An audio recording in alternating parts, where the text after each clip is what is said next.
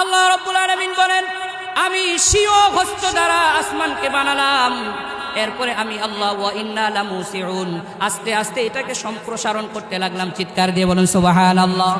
আবার বিজ্ঞান যে বলল আস্তে আস্তে এই সম্প্রসারণ থেমে যাবে, এই সম্প্রসারণ বন্ধ হয়ে যাবে, আকাশ আর বড় হবে না, জমিন আর বড় হবে না। আপনি আমি যদি কোরআনকে জিজ্ঞেস করি, ও কোরআন, এই যে বিজ্ঞান বলল জমিন আস্তে আস্তে বড় হচ্ছে, আবার এই বড় হওয়া থেমে যাবে, কোরআন তোমার মধ্যে এই কথা আছে কিনা? কোরআনুল কারীম আপনাকে আমাকে জানাচ্ছে সূরাতুল আম্বিয়া 104 নম্বর আয়াত, ইয়াউমা নাতুবিস সামাআ কাতাইয়িস সিজিল্লি লিল কুতুব কামা বাদানা আউওয়ালা খালকিন নুঈদু ওয়া'দান আলাইনা। আল্লাহ রাব্বুল আলামিন বলেন, ইয়াউমা নাতুবিস সামাআ, আমি আল্লাহ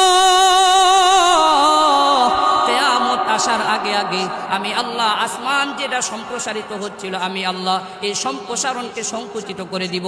একজন বাচ্চা যখন তার বইটা খুলে এটা বড় হয়ে যায়, কথা বলুন ঠিক কিনা? আবার বাচ্চা যখন তার বইটা বন্ধ করে এটা সংকুচিত হয়ে যায়। আল্লাহ বুঝালেন, ইয়াউমা নাতুবিস সামাআ কাতাইয়িস সিজিল্লিল কুতুব, দুনিয়ার খাতা বই যেমন বন্ধ করে ফেলা হয়, আমি আল্লাহ পৃথিবীর সম্প্রসারণ ঘটাচ্ছিলাম, একটা সময় আসবে আমি আল্লাহ এই সম্প্রসারণ বন্ধ করে দিব। বাচ্চা কাচ্চাদের বই পুস্তক যেমন বন্ধ করে দিলে সংকুচিত হয়ে যায়, আমি আল্লাহ এই পৃথিবীর সম্প্রসারণ ওইভাবে বন্ধ করে দিব। চিৎকার দিয়ে বলুন সুবহানাল্লাহ।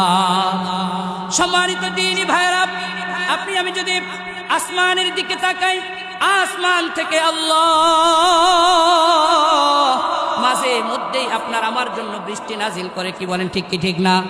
বিজ্ঞান আপনাকে আমাকে বলে 3টা ধাপে গিয়ে দুনিয়াতে বৃষ্টি অবতীর্ণ হয়, বৃষ্টি নাজিল হয়। এখন আপনি আমিও কোরআনকে জিজ্ঞেস করব, কোরআন, বিজ্ঞান তো বলল 3 ধাপে নাকি পৃথিবীতে বৃষ্টি নাজিল হয়, আসলে ব্যাপারটা কি?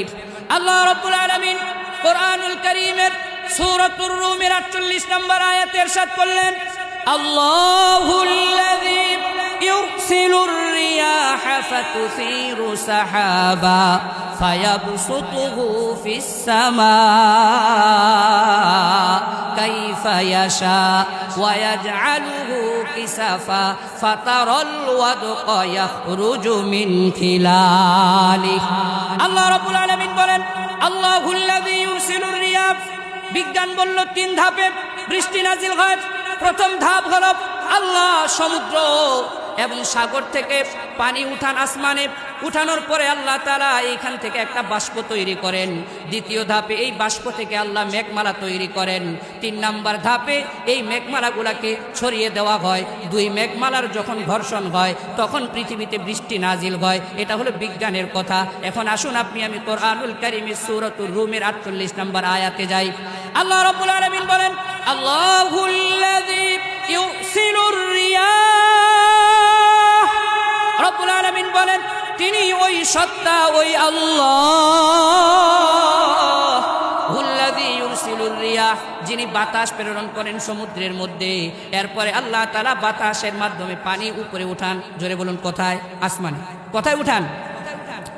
এরপরে রব্বুল আলামিন বলেন ফাতিসুইরু সাহাবা, এরপরে আল্লাহ বলেন ওই পানি আসমানে উঠানোর পরে আমি আল্লাহ বাষ্প করি, এরপরে আমি আল্লাহ ওই পানিটা থেকে মেঘমালা তৈরি করি। চিৎকার দিয়ে বলুন সুবহানাল্লাহ। ফায়াবসুতুহু ফিস সামাই কাইফা ইয়াশা, রব্বুল আলামিন বলেন এরপরে আমি আল্লাহ পৃথিবীর যেই জায়গাতে চাই ওই জায়গাতে মেঘমালাগুলাকে ছড়িয়ে দেই, ছিটিয়ে দেই। ফাতারাল ওয়াদকা ইয়াখরুজু মিন খিলালিহি, এরপরে এই 2 মেঘমালার ঘর্ষণ ঘটে। জোরে বলুন তো কি ঘটে? ঘর্ষণ। একটার সাথে আরেকটা ধাক্কা খায়। এই ধাক্কা খাওয়ার পরে আল্লাহ রব্বুল আলামিন আসমান থেকে দুনিয়ার মানুষের জন্য বৃষ্টি নাজিল করে দেন। চিৎকার দিয়ে বলুন সুবহানাল্লাহ। সম্মানিত দ্বীনি ভাইরা, তাহলে বিজ্ঞান কিছুদিন আগে, মাত্র 2 থেকে 300 বছর আগে, এই স্যাটেলাইটের যুগে এসে বিজ্ঞান বলে বৃষ্টি 3 ধাপে নাজিল হয়। আর আল্লাহ রব্বুল আলামিন 1450 বছর আগে কোরআন নাজিল করে কোরআনে এই থিওরিগুলা জানিয়ে দিলেন। এখন বলুন তো কোরআন আগে না বিজ্ঞান আগে? সম্মানিত ভাইরা, আপনার আমার রব আল্লাহ দয়ার মালিক আপনার আমার জন্য বৃষ্টিতে কি রাখলেন? বিজ্ঞান প্রমাণ করে আপনার আমার রব আল্লাহ এমন দয়ার মালিক। আল্লাহ যখন বৃষ্টি নাজিল করেন, বিজ্ঞানীরা বলে ওই বৃষ্টির মধ্যে আল্লাহ পটাশিয়াম রেখে দিয়েছেন, ফসফরাস রেখেছেন, ক্যালসিয়াম রেখেছেন, সারের যত উপাদান সমস্ত উপাদান রব্বুল আলামিন বৃষ্টির মধ্যে রেখে দিয়েছেন। আমরা জিজ্ঞেস করলাম, মালিক এই বৃষ্টির মধ্যে এত ক্যালসিয়াম, পটাশিয়াম, ফসফরাস এগুলো দেওয়ার কারণ কি? আল্লাহ যেন আমাদেরকে জানায়, বান্দারে তোরা দুনিয়াতে চাষাবাদ করবি, আলু লাগাবি, ভুট্টা লাগাবি, ধান লাগাবি, গম লাগাবি, এই যে উপাদানগুলা তোরা লাগাবি এগুলার জন্য তো সারের উপাদান দরকার। এই জন্য আমি আল্লাহ যখনই বৃষ্টি নাজিল করি তখনই তোমাদের জন্য আসমান থেকে সারের উপাদান নাজিল করে দিলাম। কলিজার টুকরা ভাইরা, বিজ্ঞান প্রমাণ করে আল্লাহ রাব্বুল আলামিন যে বৃষ্টি পৃথিবীতে দান করেন, সারা বছরে যেই পরিমাণ বৃষ্টি হয় এই বৃষ্টির সাথে আল্লাহ 150 বিলিয়ন টন সারের উপাদান দুনিয়াতে আল্লাহ পাঠায়া দেয়। মিলিয়ন না বিলিয়ন, 150 বিলিয়ন সারের উপাদান আল্লাহ তাআলা দুনিয়াতে পাঠায়া দেয়। চিৎকার দিয়ে বলুন সুবহানাল্লাহ। সম্মানিত দ্বীনি ভাইরা, কোন নাফরমান যদি বলে আমি আসমানের বৃষ্টি আমার লাগবে না, যে বৃষ্টি আল্লাহ দেয় ওই বৃষ্টি আমি নিব না, তুমি কোন জায়গার পানি দিয়ে তাহলে জমিন শেষ করবে? সে বলে আমি পাতাল থেকে উঠাবো, নিচ থেকে উঠাবো, ডিপের মাধ্যমে উঠাবো অথবা সেলো মেশিনের মাধ্যমে উঠাবো। আল্লাহ তাকে জানিয়ে দিলেন, ওয়া আনজালনা মিনাস সামা'i মা'আন বিকদার ফাআসকান্নাহু ফিল আরদ। আল্লাহ রাব্বুল আলামিন জানান, বান্দারা বান্দিরা, আমি আল্লাহ আসমান থেকে যে বৃষ্টি নাজিল করলাম এই বৃষ্টিটা যেই পরিমাণ দরকার আমি আল্লাহ জমিনে দিলাম।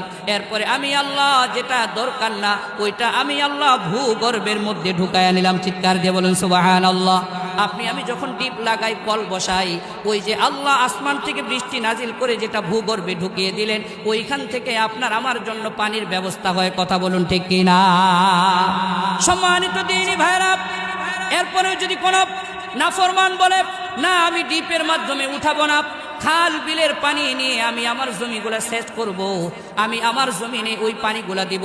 এরপরে আপনি আমি দেখি আল্লাহ রাব্বুল আলামিন কি বলে, কুল আরাইতুম ইন আসবাহা মাউকুম গাওরা ফামান ইয়াতিকুম বিমাইম মাঈন। আল্লাহ রাব্বুল আলামিন বলে, একটু তাকাও, তোমরা যারা বলো আমি আসমানের পানি নিব না, আমি জমিন থেকে সেচনের মাধ্যমে উঠাবো না, আমি খালে বিলের পানি নিব, আল্লাহ বলতেছেন ওই খাল বিলের পানি যদি শুকিয়ে যায় দেখো তো কেউ আছে কিনা তোমাকে পানি দিতে পারে। কথা বলুন, দিতে পারবে? খাল বিলের পানি যদি আল্লাহ শুকিয়ে দেয় কোনো মানুষের ক্ষমতা আছে? সম্মানিত দ্বীনি ভাইরা, যেটা বুঝাইতে চাইলাম, কোরআন আগে না বিজ্ঞান আগে? জোরে বলুন, কোরআন আগে না বিজ্ঞান আগে? তো তাহলে আপনি আমি যারা মনে করি কোরআন তো হলো মোল্লা মৌলবীদের কিতাব, কোরআন তো হলো খতমের কিতাব, তাসবিহ পড়ার কিতাব, শুধুমাত্র তেলাওয়াতের কিতাব, খতমে তারাবিতে পড়ার কিতাব, এটাই কি শুধু তাই? আল্লাহ রাব্বুল আলামিন কোরআনকে নাজিল করেছেন মানুষের মানবতার মুক্তির জন্য। আবার আল্লাহ যে যুগের যেই চাহিদা ওই চাহিদার প্রত্যেক কিছু আল্লাহ কোরআনে দিয়ে দিয়েছেন। চিৎকার দিয়ে বলুন সুবহানাল্লাহ। সম্মানিত সুধী, আপনি আমি যদি আসমানের সূর্যটার দিকে তাকাই, আসমানে যে সূর্য আল্লাহ তাআলা আপনার আমার রোদের জন্য দিলেন, এইখান থেকে দেখা যায় সূর্যটা ছোট্ট, কি বলেন ঠিক না? কিন্তু আপনি আমি যদি জানি তাহলে অবাক হব, এই সূর্যটা আপনার আমার থেকে 9,30,00,000 মাইল দূরে হওয়ার কারণে ছোট্ট মনে হয়। কত? 9,30,00,000 মাইল দূরে এই সূর্য। আপনি আমি যে পৃথিবীতে বসবাস করি এই পৃথিবীর চাইতে 13 লক্ষ গুণ বড়। কত লক্ষ গুণ? কথা বলে না, কত লক্ষ গুণ বড়? 13 লক্ষ গুণ বড়। আপনি আমি যদি একটু ইনফরমেশন দিই আপনাদেরকে, যেমন আপনার আমার যে দেশ বাংলাদেশ, বিশ্ব মানচিত্রে এই বাংলাদেশের জায়গা তো বি লেখারই জায়গা নেই। কথা বলেন ঠিক না? কথা বলে না ঠিক না?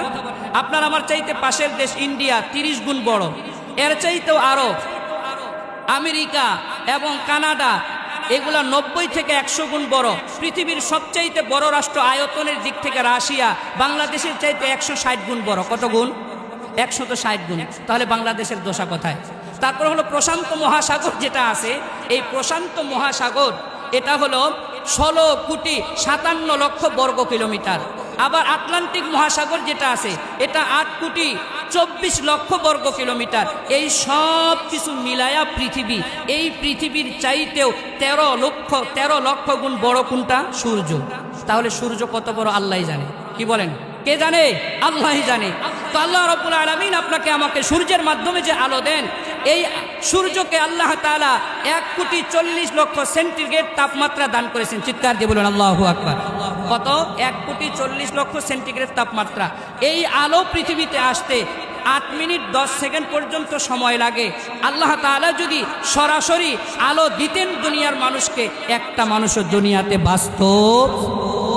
কলিজার টুকরা ভাইরা, আল্লাহ রাব্বুল আলামিন সূর্যের যে আলো আপনাকে আমাকে দান করেন, আল্লাহ আপনি আমি যেমন ফিল্টারের মাধ্যমে পানি খাই, ফিল্টার আপনার আমার পানিটা যেমন পরিষ্কার করে দেয়, আল্লাহ মহাশূন্যে অনেকগুলা ফিল্টার লাগিয়ে রেখেছেন। চিৎকার দিয়ে বলুন সুবহানাল্লাহ। বিজ্ঞান যেগুলোর নাম দিয়েছেন ট্রাপোস্ফিয়ার, টাইটোস্ফিয়ার, মাইনোস্ফিয়ার, এই ফিল্টারগুলোর নাম বিজ্ঞান দিয়েছে। ওই সূর্যের আলো ফিল্টারে আসার পরে, রিপেয়ারিং হওয়ার পরে, দাবাগত হওয়ার পরে পৃথিবীর মানুষের জন্য যতটুকু উপকৃত আল্লাহ তাআলা ওইখান থেকে এতটুকু দান করেন। পুরা সূর্যের আলো কিন্তু আল্লাহ দান করে না। তো তাহলে কোরআনের 4 নম্বর বৈশিষ্ট্যের কথা বলতেছিলাম। কোরআন হলো বিজ্ঞানময়। এখন বলুন তো দেখি, কোরআন আগে না বিজ্ঞান আগে? এই কোরআন মানা দরকার আছে না নাই? কথা বলুন, মানা দরকার আছে না নাই? মানবো তো ইনশাআল্লাহ। কি বলেন? ইনশাআল্লাহ। সম্মানিত ভাইরা, মানবো তো ইনশাআল্লাহ। এই পৃথিবীতে আল্লাহর আইন চলবে, সবাই একমত ইনশাআল্লাহ।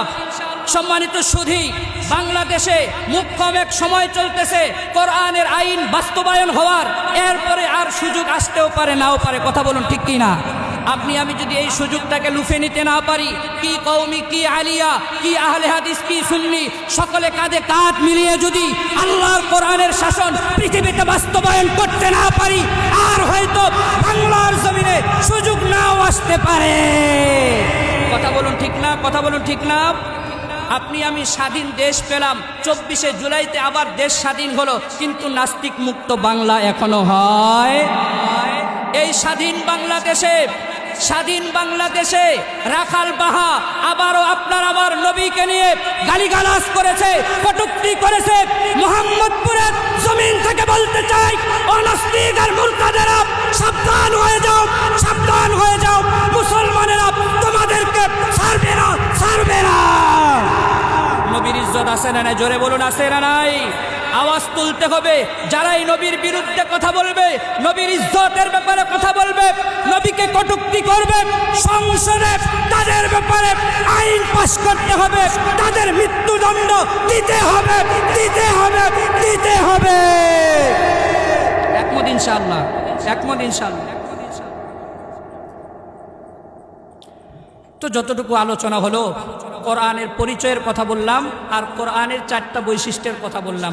আল্লাহ তাআলা আমাদেরকে আমল করার তৌফিক দান করুক। আমিন।